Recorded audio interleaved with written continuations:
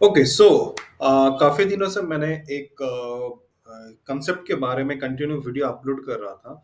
वो है हमारे लिए सबसे इम्पोर्टेंट वो है relative strength, not RSI. RSI के बारे में नहीं बताया जा रहा है। रिलेटिव स्ट्रेंथ, सीआरएस, कभी-कभी किसी-किसी सॉफ्टवेयर में शायद रेशियो चार्ट के हिसाब से भी हम लोग बोल सकते हैं, ठीक है? इसके बारे में हम लोग आज डीप डाइव करेंगे क्योंकि बहुत सारे लोगों का यही क्वेश्चन है कि सर इसके बारे में हमें और डिटेल्स में जानना है कि ये कैसे काम करता है। देखिए ये रिलेटिव स्ट्रेंथ जो है ये एक्चुअली आउट परफॉर्मेंस, मैंने बहुत पहले भी बताया कि जनरली म्यूचुअल फंड वाले हो या कोई भी हो, वो चाहते हैं कि जो हमारे बेंचमार्क इंडेक्स है, लाइक निफ्टी 50 या फिर निफ्टी 500, तो उस चीज को बीट कर पा रहे हैं या फिर कितने परसेंट ज्यादा दे रहे हैं उसके ऊपर अपना रिटर्न का एक कैलकुलेशन करते हैं। लाइक जैसे म्यूचुअल फंड वालों बोलते हैं कि हम निफ्टी से ज्यादा देते हैं, हम तो 20%, 25%, 15% दे देते हैं, निफ्टी से बेटर है।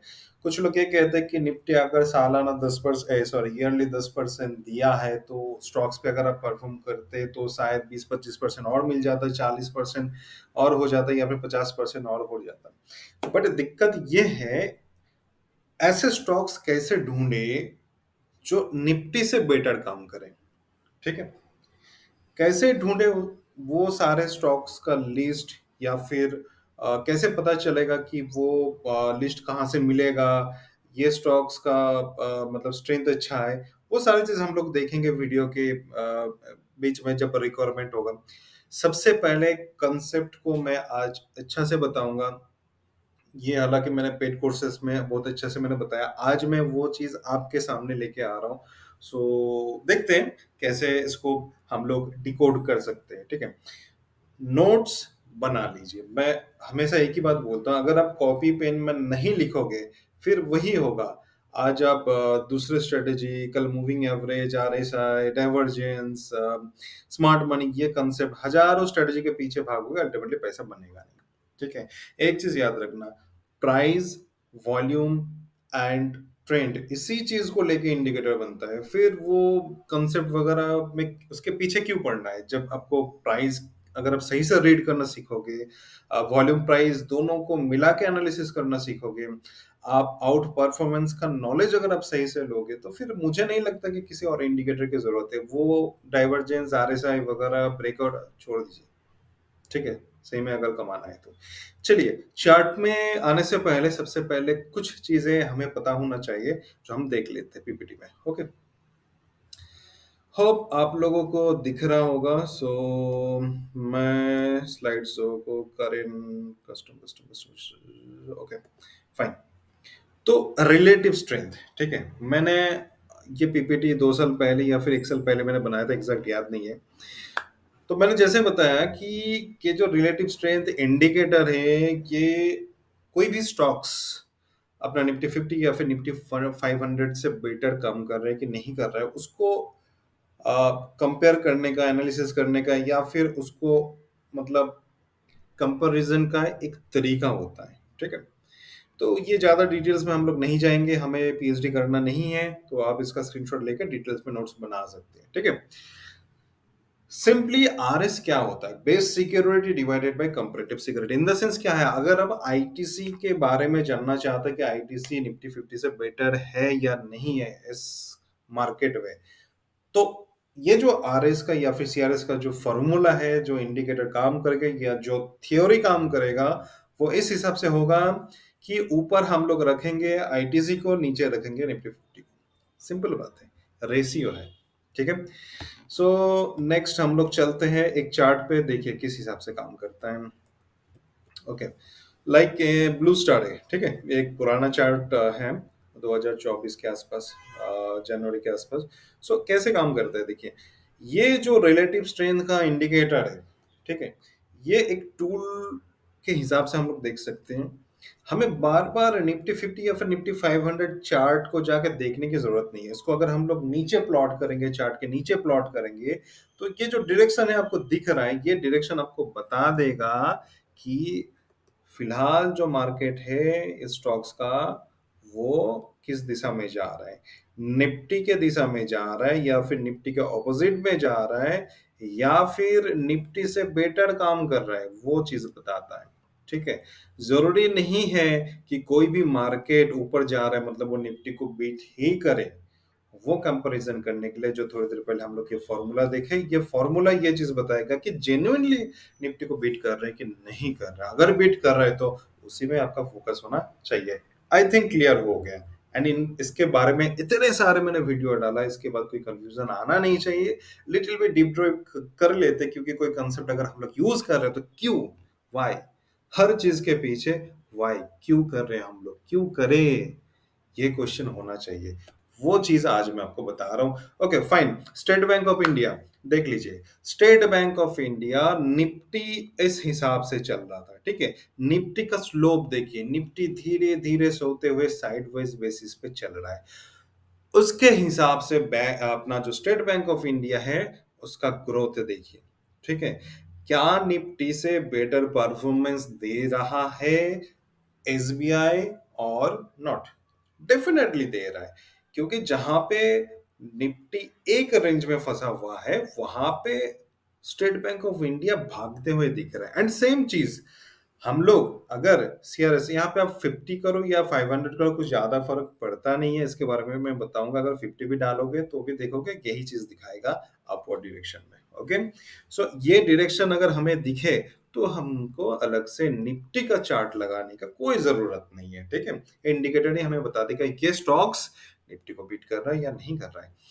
सो सेम वे ज्योति लैब अगर हम लोग देखेंगे कुछ जनवरी एंड के टाइम पे, सो यहाँ पे हम लोग क्या देखते हैं कि निफ्टी तो धीरे धीरे धीरे ऊपर जा रहा है बट ज्योति लैब नीचे गिर रहा है। एंड सेम टाइम पे अपने को सीआरएस भी बता रहा है कि ये नीचे आ रहा है, इस पे ट्रेड ना करे, ठीक है। वो जो सपोर्ट रेजिस्टेंस वाला जो कहानी है वो बाद में देखेंगे। फिलहाल हम लोग ट्रेंड के बेसिस पे अगर काम करें, डायरेक्शन के बेसिस पे काम करें, तो हमें बताया जा रहा है कि ऐसे स्टॉक्स को अवॉइड करें। नेक्स्ट यूज केस क्या हो सकता है, सीआरएस या फिर रिलेटिव स्ट्रेंथ, किस बेसिस पे या फिर किस किस जगह पे हम लोग यूज करें। सबसे बड़ी बात है स्टॉक सिलेक्शन का अहम भूमिका निभाता है रिलेटिव स्ट्रेंथ या फिर सीआरएस इंडिकेटर एंड उसका मेथड। इंडिकेटर मैं नहीं बोलूंगा, इसका जो लॉजिक है वो हमें हेल्प करता है, ठीक है। अपने को क्या चाहिए, जो चीज म्यूचुअल फंड बताते हैं एक स्केल, देखिए कोई भी चीज हम लोग हमेशा ये देखते हैं कि किसी अगर नदी में पानी बढ़ते आ रहा है तो हम देखते हैं कि हाँ, एक महीना पहले देखे थे हम लोग कि नदी का जो पानी का लेयर है इस जगह है, हाँ इससे ऊपर आ गया, मतलब कुछ तो गड़बड़ है। या फिर किसी चीज के अगर कोई शर्ट वगैरह खरीदने जाते हैं, अरे ये ड्रेस तो मैंने पिछले साल 1000 रुपए में लिया था, आज 1200 ले रहा है। तो जिस चीज को हम लोग रेंज रख मतलब एक थ्रेशोल्ड वैल्यू रख रहे हैं, उस चीज के साथ हम लोग कंपेयर करेंगे। अगर उससे बेटर हमें दिख रहा है, अगर क्वालिटी दिख रहा है हमको कि हाँ ये निफ्टी से बेटर परफॉर्मेंस दे रहा है, तो डेफिनेटली हम उस पे जाएंगे। हाँ, उसके साथ साथ और भी सारी चीज हमें देखना पड़ेगा। चलिए नेक्स्ट, किस किस चीज के साथ हम लोग कंपेयर कर सकते हैं। एंड ये जो अप्रोच है, आप लोगों ने शायद बॉटम अप्रोच या फिर टॉप अप्रोच के बारे में सुने होंगे, वो है ये चीजें, ठीक है। सो यहाँ पे हम लोगों को क्या दिख रहा है कि stocks versus index.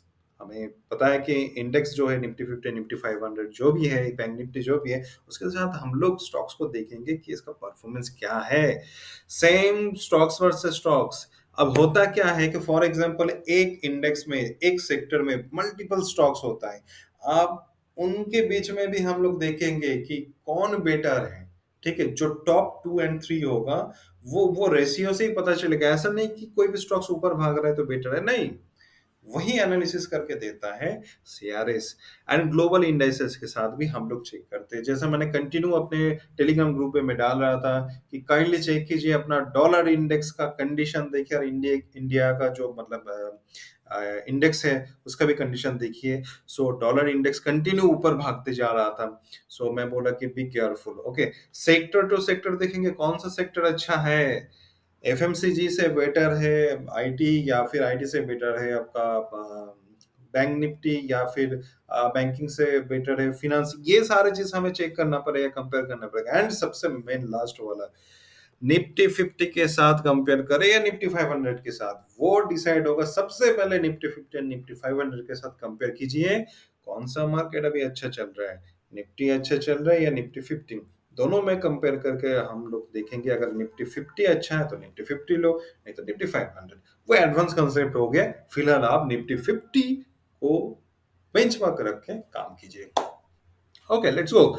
So out performance कैसे हम लोग डिसाइड करें, उसके बारे में भी यहाँ पे देखते हैं।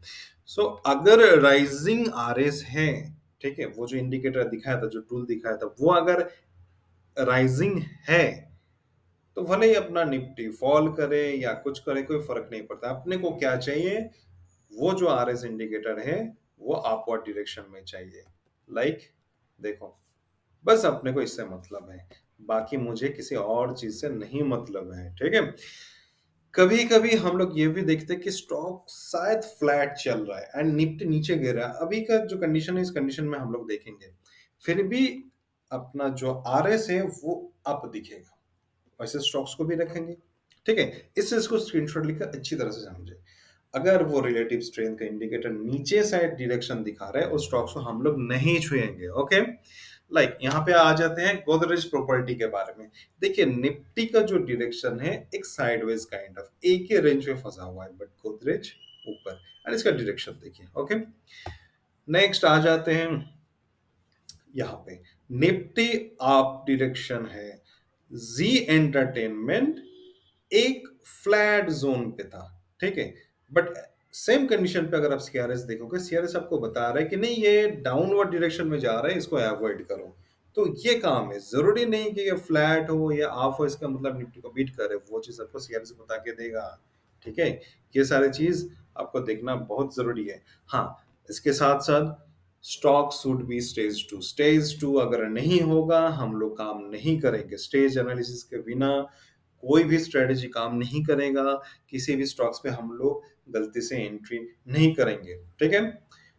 तो ये सारे था कुछ बेसिक थ्योरी है स्टॉक सिलेक्शन का। एक प्रोसेस बता देता हूँ। पहले ब्रॉडर मार्केट को देखो, निफ्टी 100 सॉरी निफ्टी 50 निफ्टी 500 को देखो, वो किस हिसाब से काम कर रहे हैं। सेक्टर को देखो और उस सेक्टर के बेसिस पे जो जो स्टॉक्स आउट परफॉर्म हो रहा है, उसी स्टॉक्स को वॉच लिस्ट में रखना है, बाकी किसी को नहीं। एंड आपका जो मेथड है एंट्री एग्जिट के लिए, वो सारी चीज आप फॉलो करो, ठीक है। आई थिंक काफी सारे चीजें आपको पता चल गया कैसे क्या काम कर रहा है। लुक, मैंने यहाँ पे मैक्स फिनेंस रखा, ये मैंने टेलीग्राम ग्रुप पे पोस्ट भी किया था कि स्टॉक्स पे ध्यान दीजिए। सो अगर यहाँ पे मैं कर्सर को लेके आऊं, ठीक है, इस जगह पे, ठीक है, जहां पे मार्केट फॉल होना स्टार्ट हो, या फिर मैं इधर भी लेके आऊं, तो इसको मैं और अच्छी तरह से मैं दिखा देता हूँ। निफ्टी को देखिए, ठीक है, मार्केट फॉल होना स्टार्ट हो गया 26,000 के आसपास से, राइट। सेम टाइम पे आप यहाँ पे भी नोटिस करें, यहाँ पे एक मतलब क्रॉस बार दिख रहे हैं। जब मैं निफ्टी के हाई पे मैं मतलब ड्रैग कर रहा हूँ, सेम चीज आपको यहाँ पे भी दिखेगा। मतलब सेम टाइम पे निफ्टी जब फॉल होना स्टार्ट हो गया 8% के आसपास, वहां पे सेम कंडीशन पे मैक्स फिनांस क्या कर रहा है, देखिए, इस जोन के आसपास से उसने 7% के आसपास रिटर्न दे दिया। जहां पे इंडाइसेस फॉल हो रहे हैं 8%, इंडाइसेस के लिए, इंडेक्स के लिए 8% फॉल होना मतलब स्टॉक्स में जाके आप देखोगे तो 15-20% इजीली फॉल हो जाएगा, उससे भी ज्यादा है। वहां पे हम लोग देख रहे हैं कि मैक्स फिनांस 8% अपवर्ड जा रहा है। ये क्या जादू है? यही है सीआरएस का जादू। एंड इसके बारे में, इसका स्ट्रेटजी के बारे में मैंने बहुत सारे वीडियो बना के रखा रिसेंट 1-2 महीना में, इसको जाके बहुत अच्छे से चेक करें। और एक स्टॉक्स के बारे में बताऊंगा जिसपे मेरा, मैं बोलूंगा नहीं, ठीक है, होल्ड है कि नहीं है, बोलना नहीं चाहिए क्योंकि वो अथॉरिटी मेरे पास नहीं है। So Tech Mahindra, okay. Look, zone को देखिए, ठीक है, एंड हेवीली लार्ज कप होने के बाद भी इसने 5% के आसपास दे के गए। एंड आपको अगर बिलीव नहीं होगा, सो देख लीजिए, ठीक है? अच्छा और एक बात, मैंने मेरा टेलीग्राम का जो ग्रुप है, उस ग्रुप को मैं बहुत जल्दी क्लोज़ करने वाला हूँ एंड मैंने टेलीग्राम का एक चैनल बनाया, वहाँ पे आप लोग काइंडली जॉइन हो जाइए, मैं वहाँ पे अपडेट करते रहूँगा एंड मैं ग्रुप को शायद मैं क्लोज़ कर दूँगा, ठीक है? Okay, fine. तो इस हिसाब से आपको ढूँढना है। ओके एंड मैंने शायद इसको पोस्ट भी किया था, तो इसका डायरेक्शन भी मैंने दिखाया कि ये अपवर्ड डायरेक्शन में जा रहा है लाइक जहाँ पे मुझे दिख रहा था कि निफ्टी नीचे जा रहा है, देखिए इस जगह पे। ओके, मैं इसको हटा देता हूँ। अ, यहाँ से जब पुल बैक ले रहा है, इस जगह को नोटिस कीजिए एंड यहाँ पे नोटिस कीजिए। सीआरएस को देखिए एक जगह पे सपोर्ट ले रहा है, 200 इसमें के आसपास 200 डेज़ के आसपास सपोर्ट ले रहा है। सेम टाइम पे निफ्टी का गिरना स्टार्ट हुआ था। बट मुझे दिख रहा था ये कंटिन्यू ऊपर जा रहा है। ओके, सो मैंने उस टाइम पे बोला था कि शायद मुझे लग रहा है कि अपना डायरेक्शन चेंज कर रहा है। ओके, तो आज के डेट पे ये चीज़ है। अब कंडीशन है, अभी जो मार्केट फॉल है, तो इस सिचुएशन में हम लोग क्या करें? इस सिचुएशन में जो स्टॉक्स आउट परफॉर्म कर रहे हैं उसको वॉच लिस्ट में रखो, ट्रेड नहीं करना है। अभी से स्टॉक सिलेक्शन करके रखो। जब निफ्टी अपना डायरेक्शन चेंज करेगा, लिटिल बिट पुल बैक देना स्टार्ट करेगा, उस टाइम पे आप ट्रेड के लिए रेडी रहो। जब सब लोग स्टॉक्स ढूंढते बैठेंगे, उस टाइम पे आपके पास वॉच लिस्ट बन के रेडी रहेगा एंड आप उस टाइम पे खतरनाक राइड कर पाओगे। ओके, क्लियर हो गया? अब कैसे ढूंढे? सिंपली मैंने यहाँ पे दो दो लगा के रखा, आपको रखने की जरूरत नहीं है। आप सिर्फ एक विंडो रखो एंड नीचे CRS यूज करो। लाइक अगर आप यहाँ पे जाओगे CRS, ठीक है, ये सिंपली ऐड करना है। निफ्टी 500 रखो या फिर निफ्टी 50 रखो। चलो निफ्टी 50 कर देते हैं। निफ्टी 50 इंडाइसेस में जाओ। सॉरी, गलत हो गया। Nifty 50, Nifty, okay, fine. Oh, look, next. फिलहाल इस मार्केट में आपको लार्ज कैप देखना है। सिंपल बात है, लार्ज कैप में फिलहाल काम करना है। ओके, कहां से मिलेगा लार्ज कैप, कौन से लार्ज कैप में काम करना है बताऊंगा। मेरे पास यहाँ पे कुछ लिस्ट है, उस बेसिस पे मैं दिखा देता हूँ। ये आईटीसी है, ठीक है। हमें बस सीआरएस को नीचे देखना है कि कौन अपना डायरेक्शन चेंज कर रहा है। इनफैक्ट जिन लोगों ने जैसे टोरेंट फार्मा, मैं काफी दिनों से बोल रहा था टोरेंट फार्मा को आप लोग नोटिस करो। अगर आप लोग अच्छी तरह से देखोगे, सो जिन लोगों ने इसके आसपास लास्ट टाइम जब मार्केट गिरा था, तो इसके आसपास भी जिन्होंने ट्रेड किया होगा इस पुल बैक पे, सो उनको आज के डेट में, ठीक है, अगर यहाँ पे चेक करें कुछ इस जगह पे आसपास, तो उनको आज के डेट में भी एग्जिट करने का मौका नहीं मिला। ओके, सो सीआरएस का अगर सीआरएस के बेसिस पे स्टॉक सिलेक्शन आप कर रहे हो एंड आपके जो ट्रेडिंग मेथड है उस मेथड को अगर आप मतलब मिक्स्ड अप कर रहे हो, तो आपको रिटर्न बहुत अच्छा मिलेगा। इनफैक्ट इन्वेस्टर जो लोग हैं, वो लोग इस चीज को बहुत अच्छा से फॉलो करते हैं, ठीक है। चलिए फटाफट इस हिसाब से हम लोग चेक करेंगे कि आज के दिन में कौन है। देखिए मैक्स फाइनेंस ऑलरेडी मैंने बता दिया। और देखते हैं, मेरा कोई पहले से स्क्रिप्टेड नहीं रहता है। मैं जब भी यूट्यूब वीडियो वगैरह बनाता हूँ, सो उसमें आपका जो भी स्टॉक सिलेक्शन होता है वो मैं बताता हूँ कि हाँ मेरा स्टॉक सिलेक्शन यहाँ पे हो गया। इसको हम लोग रेडर पे रखेंगे एंड एज पर सेटअप हम लोग इसको देख सकते हैं। ओके, एज पर सेटअप हम लोग देख सकते हैं यहाँ पे लिटिल बिट अगर कंसोलिडेशन होगा इस जगह के आसपास, लिटिल बिट मुझे कंसोलिडेशन चाहिए। So short term swing trading के लिए मेरा फर्स्ट टारगेट या फिर एक पुल बैक के बाद मेरा फर्स्ट टारगेट रहेगा इस जगह के आसपास एंड उसके बाद मेरा नेक्स्ट टारगेट हो जाएगा, अगर ये ऑल टाइम हाई को अगर ब्रेक कर दिया तो फिर मैं इसको ऐसा ट्रेल करते रहूंगा। ठीक है, समझ में आ गया। नेक्स्ट हम लोग चलते हैं, ये भी एक रेंज के आसपास है। अगर ये ब्रेकआउट करता है, सो एक अच्छा खासा मूवमेंट मिलेगा एंड इसमें करीब 5% फर्स्ट टारगेट नियर बाय और कुछ है कि नहीं, मतलब ऑल टाइम हाई के आसपास अगर है तो ऐसे ट्रेल करते रहूंगा। ठीक है, इस हिसाब से हमें ढूंढना है। नेक्स्ट नहीं, और एक चीज याद रखना, ऐसे अगर कोई कैंडल दिखे जिसमें ऊपर से लंबा विक बन के आ रहा है, इग्नोर। ठीक है, सो इस हिसाब से हमें देखना है। मेरा जो स्पेशल वॉच लिस्ट है, वहां पे एक बार देख लेता हूँ। स्पेशल इन द सेंस यही है, जो अच्छे अच्छे स्टॉक्स है उन स्टॉक्स को मैंने ऐड करके रखा, जो मुझे अच्छा लगता है। ठीक है, इसका डायरेक्शन डाउनवर्ड है, अगर ये अपवर्ड जाएगा मैं इसको देखूंगा। ओके,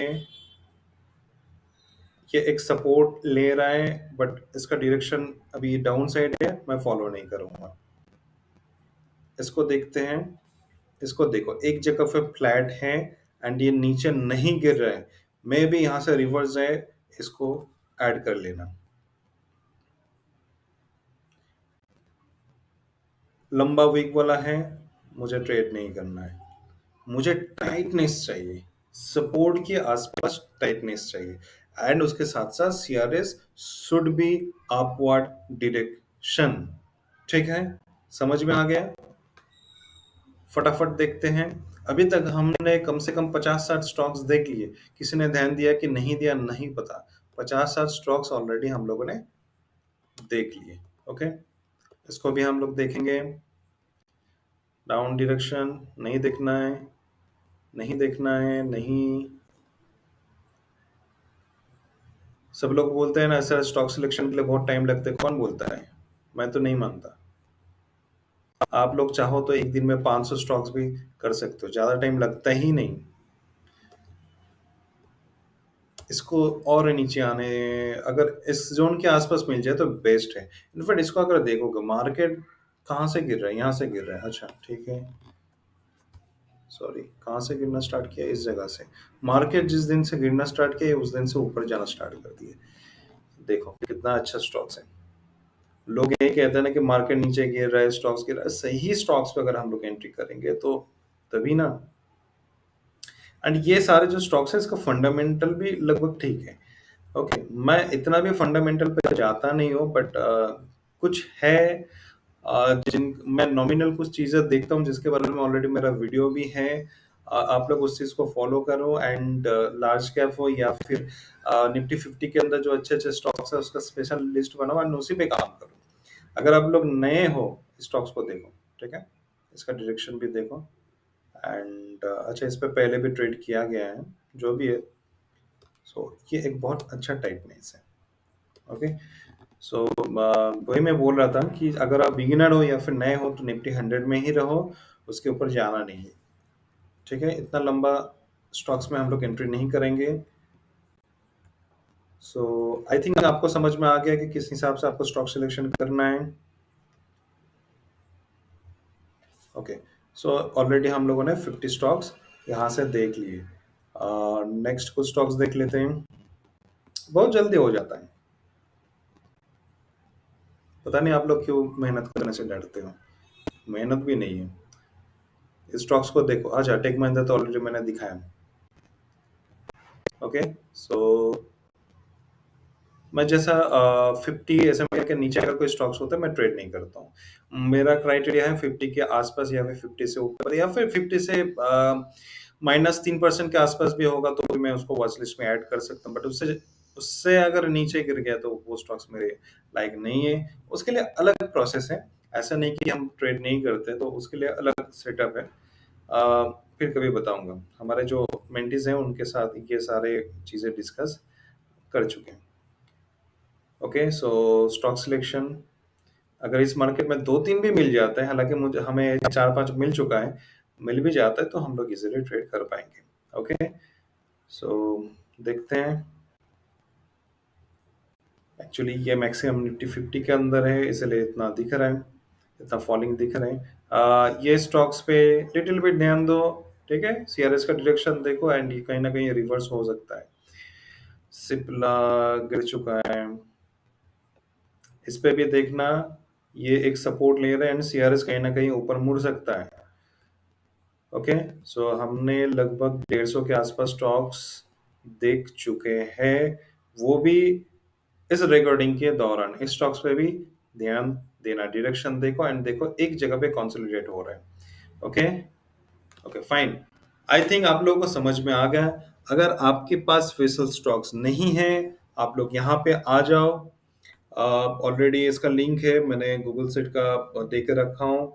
लगभग 175 people already receive got the access from my side. और यहाँ पे देखो मार्केट कैप वाइज मैंने बना के रखा।